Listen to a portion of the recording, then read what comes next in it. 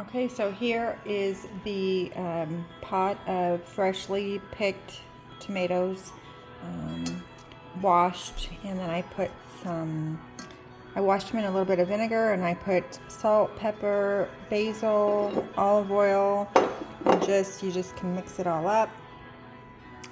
And then I've got the basil washed, and that goes in 3 to 4 hours after everything's cooked down. All these are going to cook in a 400-degree oven and just roast.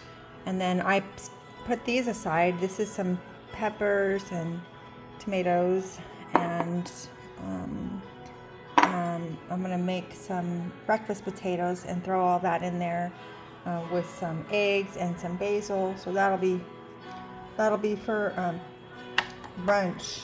And then all the seeds, I already threw them out in the garden, but these are the more seeds that are just going to get thrown all over the garden area. So really nothing goes to waste. This is going to be a big pot of tomato bisque, and I can freeze that in portions. So yeah, so fun. It is work, but then you get to enjoy the benefits. So thank you, Lord.